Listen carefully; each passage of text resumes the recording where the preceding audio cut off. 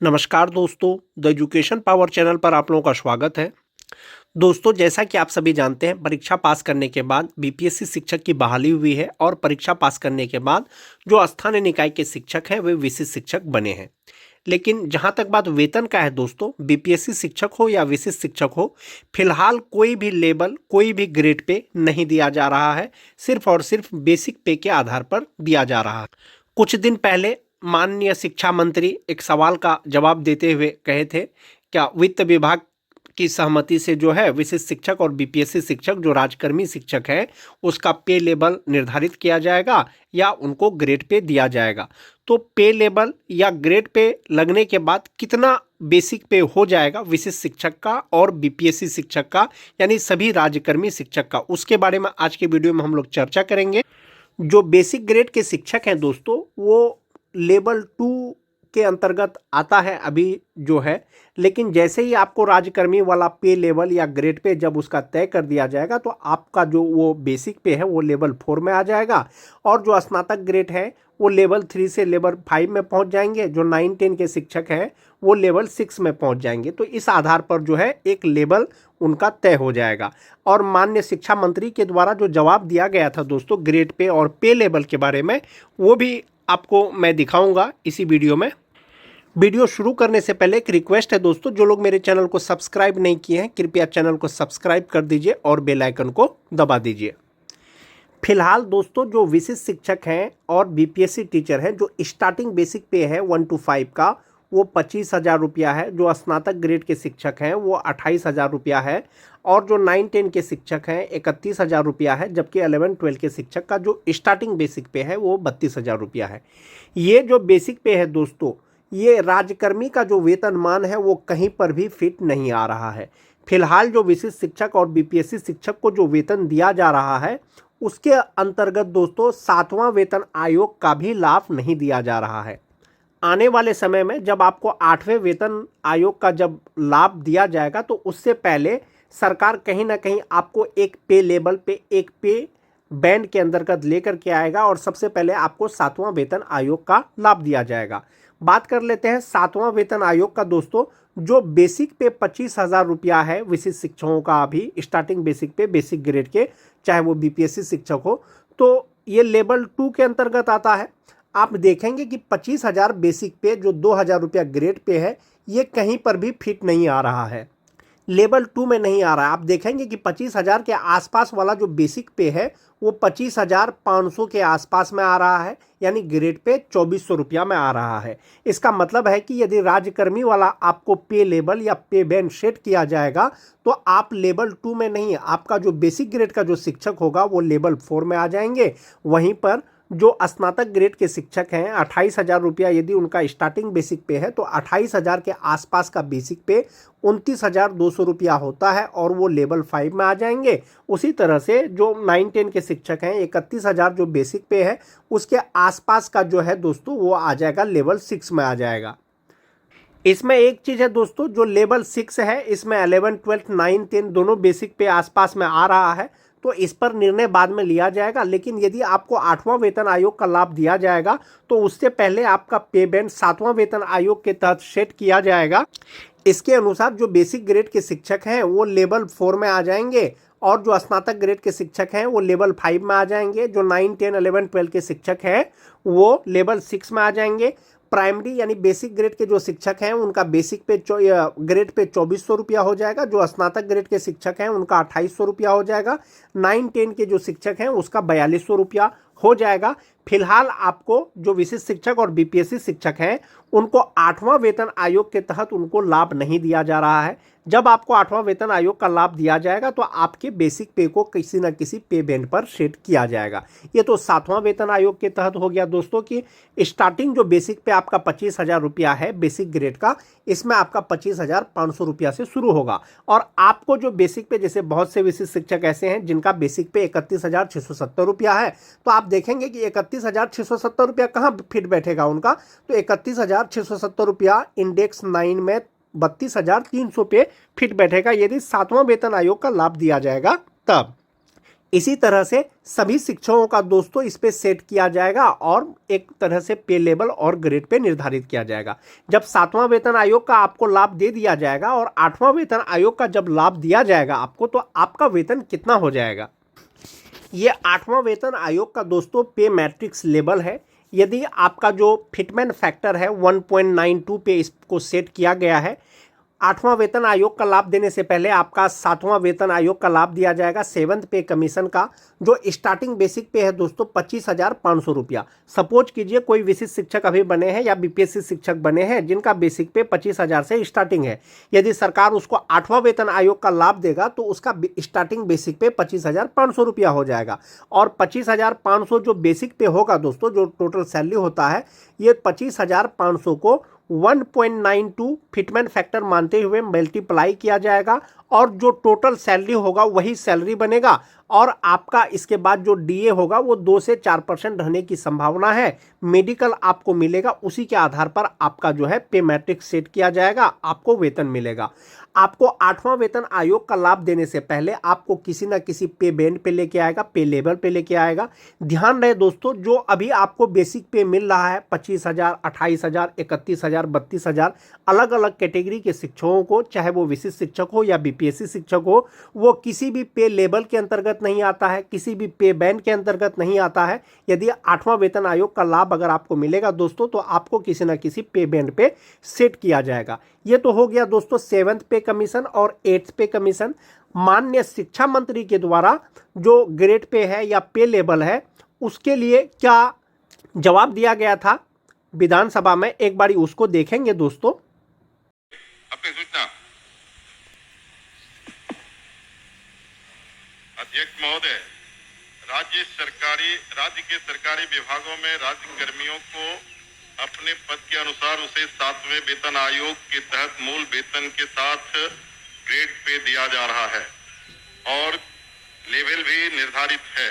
जबकि BPSC टीआर1, BPSC PR two, BPSC टीआर3 द्वारा चयनित अध्यापक एवं सक्षमता पास विशिष्ट शिक्षकों को का ना ही ग्रेड पे निर्धारित किया गया है और ना ही लेवल तय किया गया है।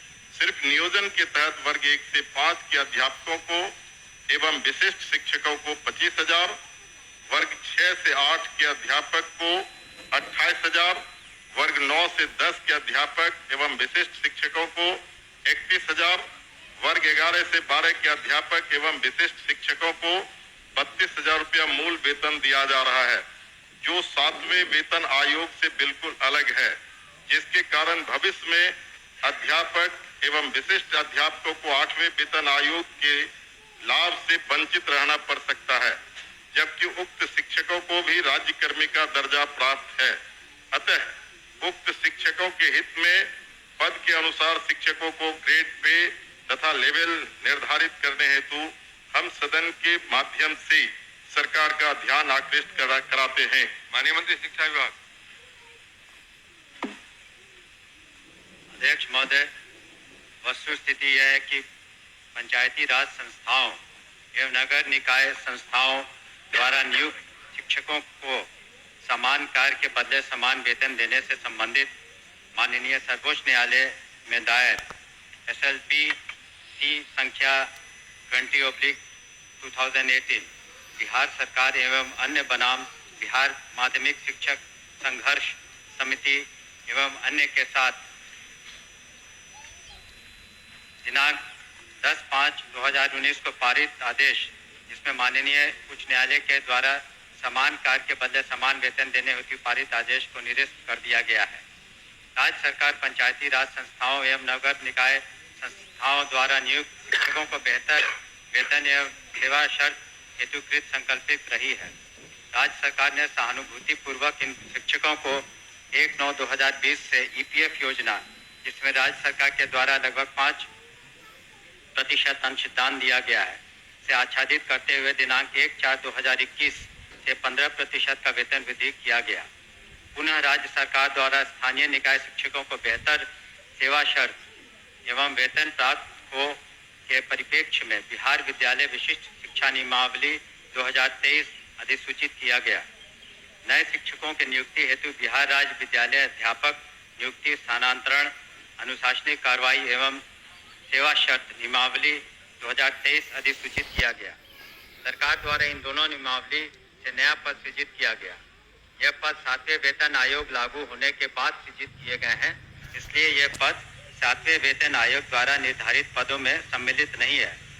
सरकार द्वारा सरकार के अन्य बहुत सारे पद सृजित किए जाते हैं जो 7वें वेतन आयोग में सम्मिलित नहीं होते।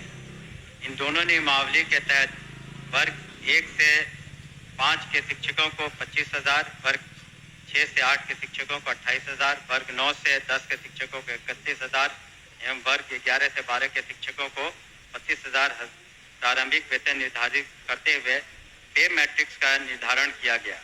उक्त नियमावली के तहत शिक्षकों को बेहतर प्रोन्नति का लाभ दिया गया।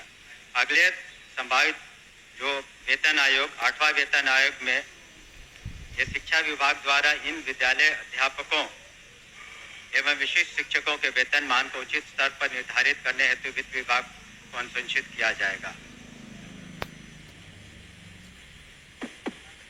महोदय, मैं पूरे वक्तव्य को मैं सुना।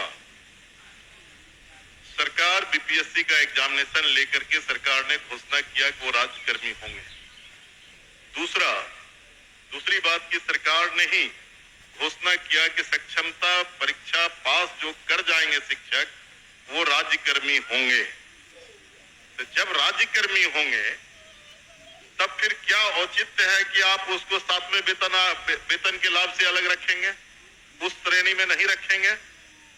क्यों उसको राज्यकर्मी का दर्जा देते हुए और राज्यकर्मी की घोषणा करते हुए उस लाभ से सरकार क्यों वंचित रखना चाहती है, ये मैं जानना चाहता हूं। माननीय मंत्री।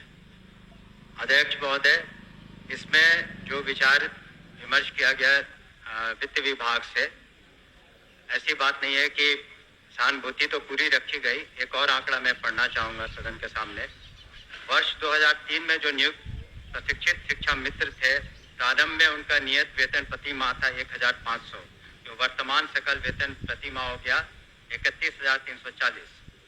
वर्ष 2006 में नियुक्त पंचायत प्रखंड नगर शिक्षक थे 5,000, उनका वर्तमान सकल वेतन प्रति माह हो गया 29,410।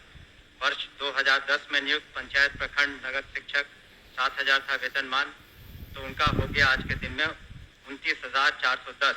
वर्ष 2013 में नियुक्त पंचायत प्रखंड नगर शिक्षक 10,000 थे, उनका आज के दिन में 29,410 सकल वेतन प्रतिमाह हुआ। ये वित्त विभाग की सोच थी कि इनका 7वें वेतन आयोग से आच्छादित नहीं होंगे और इनके लिए अलग से उन्होंने एक पे मैट्रिक्स बनाई।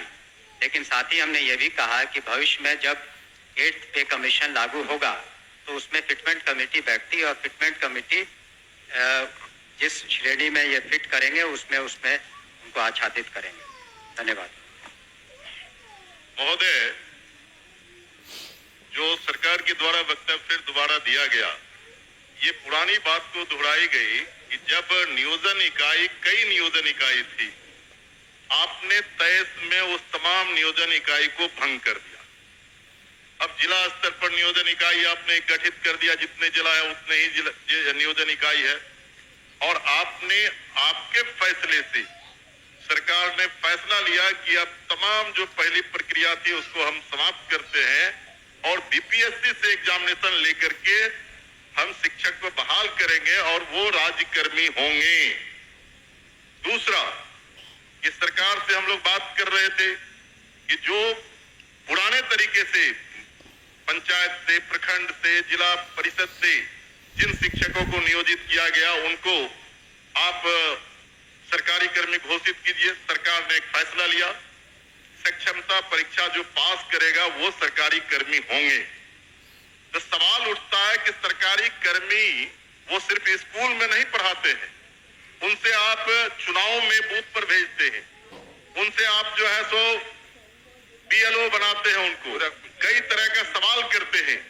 जब वो सरकारी कर्मी आपने घोषित किया है तब सरकारी कर्मी के बराबर उसके समकक्ष 7वां वेतन क्यों नहीं देना चाहती है, ये हम जानना चाहते हैं। तो नहीं, उनका कहना है कि वो पुराना जो बताया 4,000 था, 2,000 था, 3,000 था। दूसरी बार खड़े होकर बोले नहीं जवाब दिया। सर अध्यक्ष महोदय, जब ये पूरा मामला वित्त विभाग में गया, वित्त विभाग इसमें सारी निर्णय लेता है। पे मैट्रिक्स उन्होंने नया किया और कहा कि ये 7वें वेतन आयोग से आच्छादित नहीं होंगे। और दूसरी बात ये भी है, हम इस बात को स्वीकार कर रहे हैं कि भविष्य में जब 8th पे कमीशन का इन्होंने बात उठाई है, तो जब भी पे कमीशन केंद्र सरकार के द्वारा जब वो लागू होता है, तो यहाँ बिहार में भी फिटमेंट कमेटी बैठती है और फिटमेंट कमेटी के अनुसार उस वक्त इसमें जिसमें करेंगे हम लोग अनुशंसा करेंगे।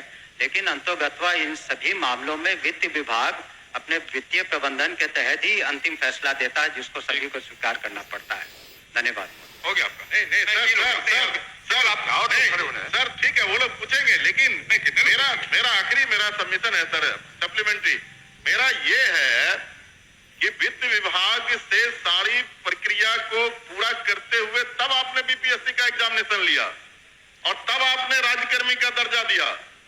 तो साथ में वही घूम फिर के आ रहे हैं आप। साथ में वेतन का आप लाभ उसे क्यों नहीं देना चाहते? ये सरकार एक लास्ट करते हैं सर। मैं एक ही बात तो बोल रहे, बोलिए अध्यक्ष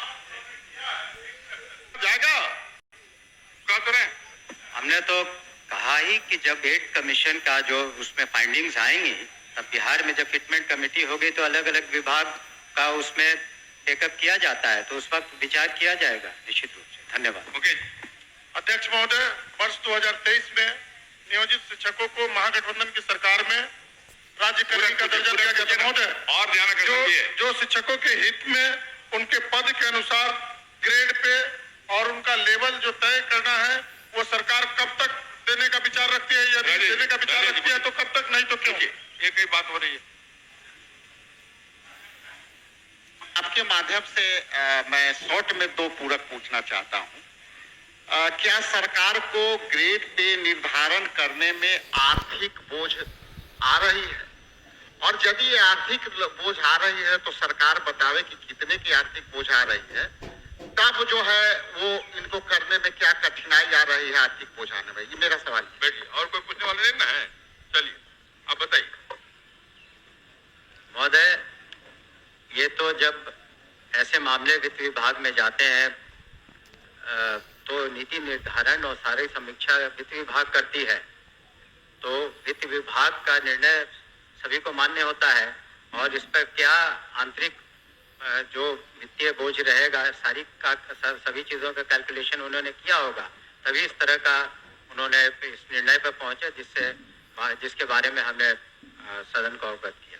अध्यक्ष अध्यक्ष सूचना को पढ़े। अध्यक्ष बैठी हो गया नहीं, अरे 3 बार जवाब दिए, 3 बार